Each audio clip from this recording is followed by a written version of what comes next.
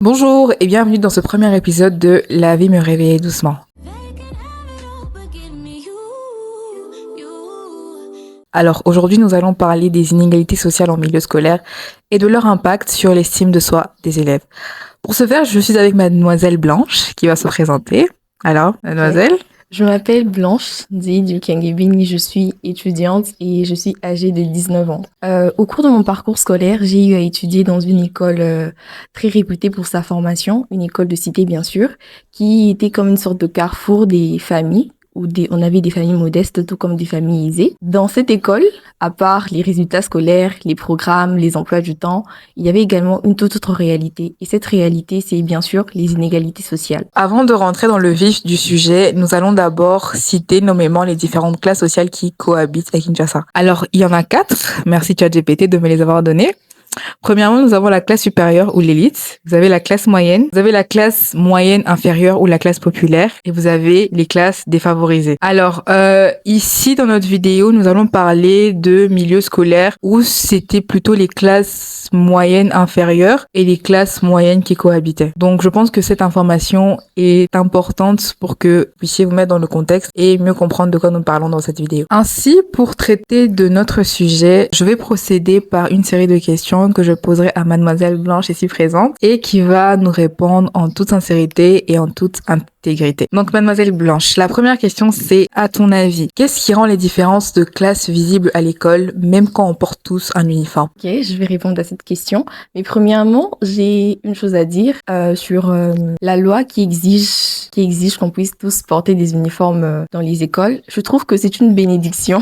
Je trouve vraiment que c'est une bénédiction pour beaucoup de personnes parce que l'uniforme, ça permet de niveler un peu ce complexe-là ou ces différences-là entre les différentes familles, ceux qui viennent des familles aisées, tout comme ceux qui viennent des familles modestes. Et je me dis que l'uniforme ne suffit pas parce que j'ai eu à le vivre. L'uniforme ne suffit pas. La façon de penser est là aussi. La façon d'agir est là. Et nos interactions, bien sûr, quand je me confronte avec une personne qui est issue d'une toute autre éducation ou d'une toute autre famille que moi, on se rend compte qu'il y a beaucoup de choses, il y a beaucoup de non-dits, beaucoup d'implicites. Notre façon d'agir, notre façon de penser et notre façon d'interagir avec les autres peut facilement révéler de quel milieu social on vient. À part ça, il y avait beaucoup de choses. Par exemple, je peux citer ici dans les interactions, quand j'interagis avec une collègue de classe, ma façon de parler ou ce que je lui dis, par exemple, je lui raconte, j'ai fait ceci, j'ai fait cela, j'ai ceci à la maison, j'ai cela à la maison, on m'a acheté ceci, on m'a acheté cela,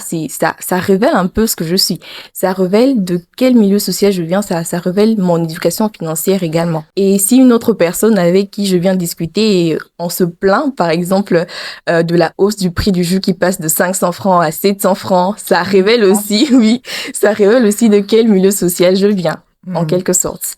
Et l'uniforme permettait de niveler ça, mais les choses ne se voient pas qu'avec l'apparence. Ça se voit aussi par notre façon de penser, par notre façon d'interagir avec les autres, dans les non-dits également. La deuxième question, c'est est-ce que tu trouves que les cercles d'amis à l'école se forment en fonction des différentes classes sociales? Et si oui, comment l'as-tu vécu? Alors là, je rappelle qu'on parle de personnes qui ont la tranche d'âge de 12 à environ 17 ans. Quand je suis arrivée en ma première année au lycée, j'avais beaucoup d'appréhension sur ce que j'allais vivre là-bas parce que je venais d'une école primaire où on était pisse, on s'en foutait de qui a l'argent, qui n'a pas l'argent.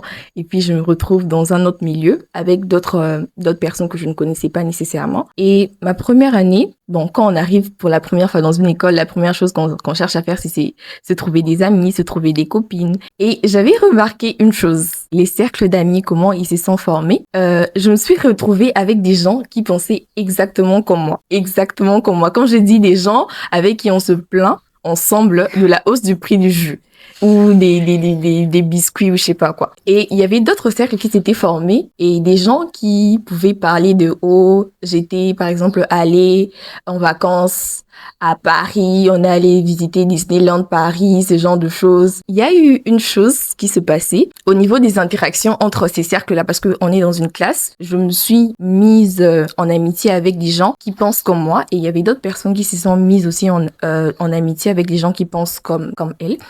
les interactions. Quand j'ai une interaction avec une personne qui était allée à Disneyland Paris et moi, je suis restée ici, je suis allée voir ma grand-mère au village, on se rend compte quand même que quand il s'agit d'avoir des interactions, il y a, je sais pas comment on dit. Il n'y a pas de point commun. Il n'y a pas de point commun. C'est comme quand pour le positif et le positif se rencontrent, quand le négatif et le négatif se rencontrent. C'était comme ça. C'était vraiment quelque chose de, je peux dire, ça créait un flux d'électrons. C'était pas toujours fameux. Une sorte, tu vois, comme j'ai dit, les non-dits, genre des sortes des boules dans la gorge qu'on n'ose pas sortir.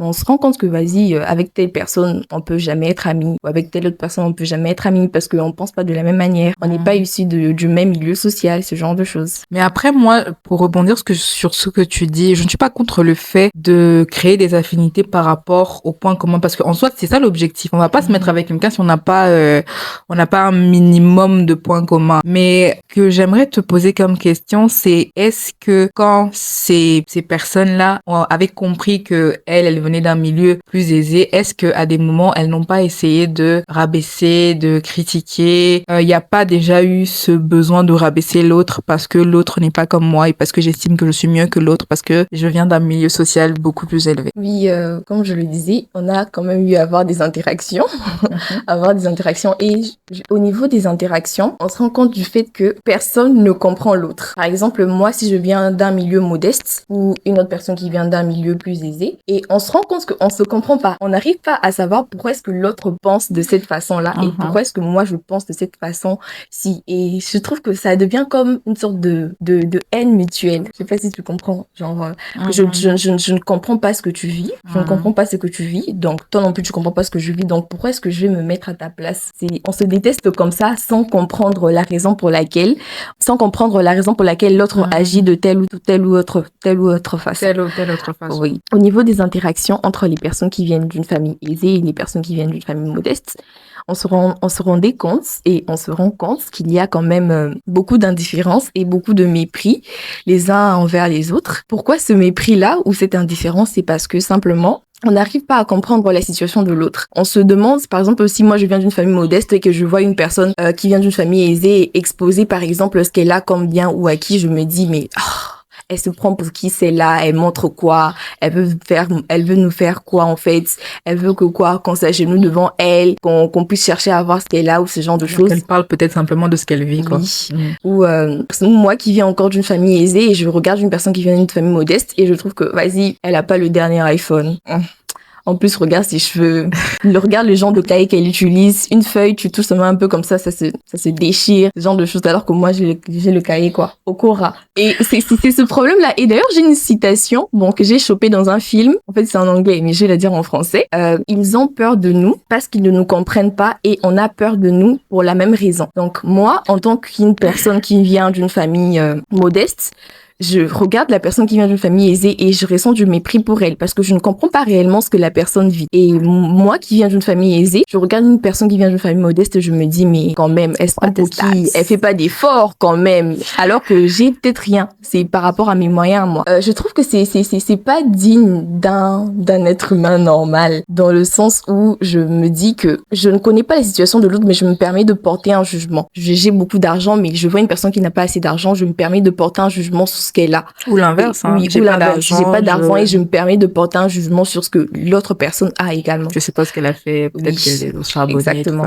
Donc je trouvais que c'était vraiment un comportement à plaindre au niveau du comportement des élèves à l'école. À cet âge-là, est-ce qu'à 13, 14, 15, 16, 17 ans, t'es assez mature pour intégrer tous ces concepts-là, pour avoir cette intelligence émotionnelle avant d'agir ou d'interagir avec les autres, ou est-ce qu'on est beaucoup trop immature à cet âge-là pour pouvoir penser comme ça? Que même maintenant, là, qu'on va avoir 20 ans, est-ce que c'est tout le monde qui arrive à pouvoir intégrer ce genre de raisonnement et de manière de penser? Bon, pour répondre même des vieux adultes, je pense pas qu'ils pensent comme ça. ça. Pour répondre à ta question, je me dirais que c'est parce que, par exemple, moi, quand j'étais petite, j'avais des grosses joues. Mais je ne savais pas que j'avais des grosses joues. C'était parce que les gens me disaient que j'avais des grosses joues. Un jour, je me regarde au miroir, je me dis, ah, j'ai vraiment des grosses joues, en fait. Et c'est pareil au niveau des inégalités sociales. Je manque quelque chose. Dans ma tête, je sais que ce qu'on a, c'est tout ce qu'on a. Et il n'y a pas autre chose qui manque. C'est la normalité. Mais c'est la normalité. Et j'ai beaucoup de choses et dans ma tête, je me dis, ah, si j'ai tout ça, c'est normal. Et quand une personne vient et se dit, ah, regarde, t'as pas ceci ou tu as cela, c'est normal, je m'en rends directement compte que j'ai ceci ou je manque de cela. Vous voyez. Et je trouve que c'est comme ça. Certains complexes sont nés simplement parce que une personne un jour a fait la remarque, parce que une personne un jour s'est dit que non, vas-y, toi tu as ceci ou toi tu n'as pas cela. Je trouve que c'est ça. Et même si on avait 13 ans, 14 ans, 15 ans, je me dis quand même que le respect, bien sûr, des différences, le respect de l'autre, à cet âge-là, on n'en manque pas. On n'en manque pas. Je peux pas juste venir, je te diminue comme ça, doucement, gentiment, parce que je suis pas assez mature émotionnellement. On sait voir quand une personne est dans la nécessité, on va pas juste se mettre à la juger. On sait voir quand une personne a par exemple tous les moyens, on va pas juste se mettre à juger comment est-ce que cette personne est arrivée à avoir tout cela. Est-ce que dans tes relations, tes amitiés en milieu scolaire, la différence sociale a toujours été un frein ou une contrainte? Est-ce que tu n'as pas déjà vécu une belle relation, une belle amitié avec des personnes qui venaient de milieux sociaux différents du tien, que ce soit plus aisé ou moins aisé?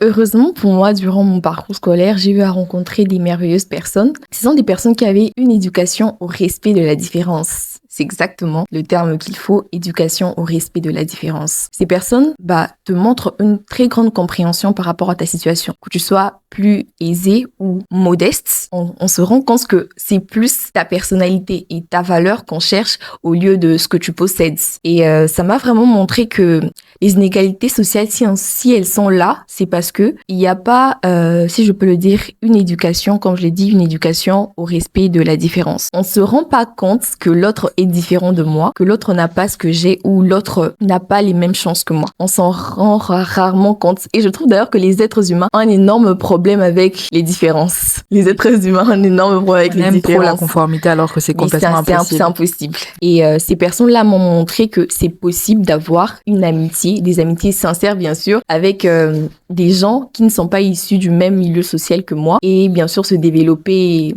grandir avec le temps. Et aussi peut-être créer une certaine forme de complémentarité, etc. et tout. Exactement. Alors Blanche, as-tu déjà eu l'impression que certains profs valorisaient plus les élèves issus de milieux aisés par rapport à ceux des milieux un peu moins, qui étaient un peu moins? Pour cette question, j'ai beaucoup de choses à dire, mais je crois que je vais résumer ça pour pas choquer les gens.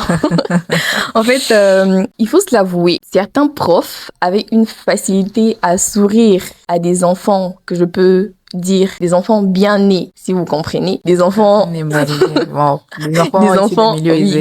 enfants issus de milieux aisés bien sûr. Ils avaient une certaine facilité à sourire à ces enfants-là ou à interagir avec eux ou à leur apporter ce qu'ils apporteraient pas à une personne issue d'un milieu plus modeste. Si je connais ton père, ça veut dire que c'est gagné pour toi. Mais si je ne connais pas ton père, c'est fini pour toi. On peut connaître ton père sans que ton père ne soit aisé. On connaît ton père parce que ton père... Quand je dis on connaît ton père, ça veut dire on connaît ton père, on connaît la profondeur de la poche de ton père. Exactement, c'est ça. Ouais, et je sais comme je connais la profondeur de la poche de ton père, je sais comment je vais agir avec toi. Et je trouvais d'ailleurs que certains profs le faisaient vraiment, il y avait certains vraiment sciemment quoi. Oui, le faisaient sciemment de montrer que non, vas-y, je connais telle famille, je connais par exemple leur position financière, donc je sais comment également moi je veux me positionner par rapport à leur position financière. Qu'est-ce que je vais aller chercher là-bas en quelque sorte. Et je trouve ça vraiment que je trouve que c'est un comportement vraiment c'est de la bassesse. Ouais, c'est de la bassesse parce que en tant qu'enseignant, j'ai le droit d'accueillir tout le monde et leur donner la même importance. Que tu sois issu d'une famille modeste ou d'une famille aisée, j'en ai rien à foutre, sincèrement. Et quand je suis enseignant, ce que je fais, c'est transmettre les connaissances et non transmettre les connaissances à celui ou à ceux qui ont assez d'argent ou à ceux qui ont moins d'argent. Je ne choisis pas. Je choisis les élèves. Je choisis de leur transmettre les connaissances. et non de se positionner par rapport à leur situation financière. Bon, après, moi, ce que je peux relever, c'est que moi, je trouvais que le savoir était donné à tous. Pour certains, ça, on va pas se mentir, il y avait quand même certaines facilités. Pour certains, je sais pas, disons, l'équation x plus 1 égale à 0. Excusez-moi, j'aime bien les maths, voilà. X plus 1 égale à 0. Disons, comme tu le dis, une personne, voilà, qui a des pistons qu'on connaît, dont on connaît la profondeur, comme tu as dit. De la poche. De la poche. Ben, s'il ne comprend pas le x plus 1, je pense qu'il pourrait peut-être plus facilement s'approcher. Ou même, ne même pas demander d'aide. On va carrément s'approcher de lui. Le prof va aller lui expliquer comment résoudre l'équation x plus a égale à 0. Alors que toi, c'est toi et ton cerveau, toi et tes neurones. Donc, force à toi pour comprendre et charbonne pour comprendre et pour résoudre x plus a égale à 0. Donc, moi, je pense que les savoirs étaient transmis à tous. C'est vrai, on va pas se mentir. C'est pas comme si on donnait, voilà, moins à d'autres, c'est plus à d'autres. Certains profs avaient beaucoup plus de facilité à réexpliquer, charbonner pour que vraiment les concepts soient compris chez certains plus que chez d'autres. Et moi, c'est vraiment ça que je trouve dommage. Et aussi, Blanche, j'aimerais te poser la question, est-ce que tu trouves pas que finalement, à un moment, en tant qu'élève qui vient peut-être d'un milieu un peu moins favorisé, on peut pas finir par se dire, est-ce que ça sert vraiment à quelque chose que je travaille ou est-ce que ça peut pas nous démotiver dans notre parcours scolaire? Exactement. Ouais. J'ai eu à le vivre. Personnellement, j'ai eu à le vivre. Quand tu te rends compte que, par exemple, moi, à un moment durant mon parcours scolaire, j'ai eu des difficultés. J'ai eu des difficultés, pas que financières. Bon, des difficultés financières, mais qui a eu un impact sur mes études. Et ensuite, quand tu te rends compte que, comme l'a dit Eliel, il y avait certains élèves qui étaient plus favorisés et à qui les profs allaient demander pourquoi tu as telle difficulté, viens, je t'aide. Alors que moi, j'ai eu ces difficultés-là. Aucun prof n'est venu me dire, oh, pourquoi tu as ces difficultés-là? C'est simplement parce que on connaissait pas la profondeur de la poche de mon père, par exemple. Et je trouvais ça triste. Et j'ai pris du recul et je me suis dit, mais ça veut dire vraiment que comme j'ai peut-être rien dans ma poche, ça veut dire que je mérite peut-être pas qu'on m'approche et qu'on me dise pourquoi tu as telle difficulté ou comment je peux t'aider, ce genre de choses. Et on se rend compte que avec le temps, on adopte une attitude de je ne mérite pas mieux parce que depuis que je suis née, je n'ai jamais mieux en quelque sorte. Et je trouve que c'est pas de considération, ma parole n'est pas entendue, elle n'est pas valorisée, je suis toujours en arrière-plan. C'est comme si tu avais une espèce de petite malédiction en fait. Ouais, exactement. Ouais. Et ça reste en nous-mêmes quand on grandit. Aujourd'hui, nous sommes des jeunes adultes, mais c'est resté en nous. Peut-être qu'on se dit, moi, durant mon parcours, à un moment, je me suis dit, non, je mérite mieux. Du coup, qu'est-ce que je fais pour arriver à avoir ce mieux-là? Je me dis que non, je vais me mettre encore plus et montrer que ce que je vaux, par exemple, intellectuellement parlant, ce que j'ai vaut par rapport à mes résultats scolaires, je me dis, vas-y, je vais montrer en tout cas que je mérite mieux et je vais devenir une grande personne, tout ça. Ça m'a ajouté quand même une certaine détermination dans mes rêves et mes ambitions. Quand même, au niveau de l'estime de soi, on se dit, ça pique vraiment, ça pique. C'est horrible. Je trouve que c'est vraiment un ressenti que je ne souhaite à personne. Vraiment. Que tu penses pas qu'à un moment, ça fait qu'on sent qu'en tant que personne, on n'a pas assez de valeur et qu'on doit prouver qu'on vaut la peine d'être entendu, d'être considéré, d'être, voilà. Pour vous dire même, il y avait un de nos profs qui disait ceci. Les enfants de riches, ils existent par leur avoir à l'école et que les enfants de pauvres devaient prouver. C'est-à-dire qu'ils devaient travailler, qu'ils devaient être performants dans leurs résultats scolaires pour, entre guillemets, exister. Parce que sinon, on les calculerait même pas. Et ça, c'est pas moi qui le dis, c'est un de nos profs qui l'a dit. Donc Blanche, est-ce que tu penses que finalement, ça fait pas que tu te sens obligée de prouver pour mériter ta place, pour dire j'existe? Parce que comme je l'ai dit, à un moment, j'ai une certaine détermination. Vas-y, la profondeur de la poche, c'est pas beaucoup, hein. Du coup, qu'est-ce qu'on fait? On va se mettre à charbonner, à bosser pour montrer que non, je vaux quelque chose à travers mes résultats scolaires. Argent ou pas, je vaux quelque chose. Intellectuellement parlant, bien sûr, je vaux quelque chose parce qu'à l'école, c'était ça qu'on voyait. Tu fais 10 sur 10, tu fais 5, on te calcule pas. Ce genre de choses. Et c'était ça que je faisais personnellement. Bosser durement pour arriver à prouver que non, je vaux quelque chose. Et d'ailleurs, j'ai une petite histoire. Bon, j'ai suivi une vidéo il y a 2 jours. J'ai suivi une vidéo d'un monsieur qui parlait de comment influencer, comment impacter le monde. Et dans son message, il avait dit qu'on pouvait impacter le monde par son caractère, par sa personnalité, mais qu'on pouvait aussi impacter le monde par sa richesse. Il a donné l'exemple un exemple biblique, bien sûr, un homme sage qui pouvait très bien sauver une population, mais comme il était sage, malheureusement pour lui, il n'était pas fortuné. Personne ne voulait l'écouter. Alors qu'un roi stupide, il est venu, il a dit que non, vas-y, mettez ce mur-là, alors que ça pouvait très bien les causer des ennuis par la suite. Ce roi-là avait de l'argent, raison pour laquelle tout le monde a fait ce que lui, il avait donné comme ordre. Alors que l'homme sage, malgré le fait qu'il leur avait proposé une solution, n'a pas été écouté. Est-ce que dans cette vidéo, on est en train de condamner la richesse? Est-ce que c'est mal d'être abondant financièrement? Est-ce que c'est mal d'avoir un parent qui peut parler à un prof en notre faveur pour qu'il nous aide? Est-ce que finalement, c'est pas souhaitable pour tous? Est-ce que demain, si toi, tes enfants avaient des difficultés, que parce que tu avais les moyens, tu ne voudrais pas approcher un professeur pour qu'il puisse aider ton enfant? Est-ce que c'est mal d'être aisé financièrement en milieu scolaire? Comme je le disais, être issu d'une famille modeste ou être issu d'une famille aisée, ça ne devrait même pas poser problème. Ce qui devrait poser problème, c'est comment je réagis face à une personne qui n'est pas du même milieu social que moi. Que tu sois riche, que tu sois, je ne sais pas moi quoi, ou la profondeur de la poche, qu'elle soit, je sais pas, 1 centimètre ou 0,5 nanomètres. Peu importe comment cette profondeur est, ce qu'on veut, c'est le respect de l'autre. Le respect de ce que l'autre est, pas de ce que l'autre a. T'es un être humain, donc tu mérites du respect et de la considération minimum. Exactement. Et non par rapport à ce que je possède, par rapport à ce que j'ai comme bien.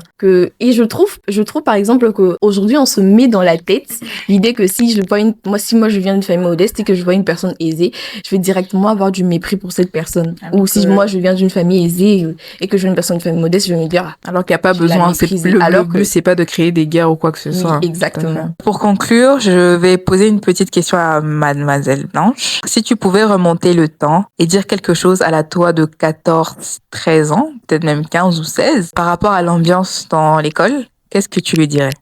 Je trouve que c'est une question vraiment pertinente, très pertinente et qui demande de l'introspection. Mais heureusement pour moi,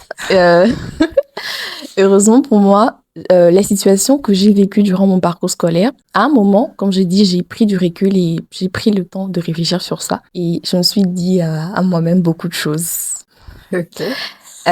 Mais pour faire bref, bon, je sais que cette vidéo, on va pas ramener ça en 2021 ou en 2022, mais je vais parler à la moi quand j'avais, je trouve que 13 ans, c'est mieux. C'était une période décisive. D'accord.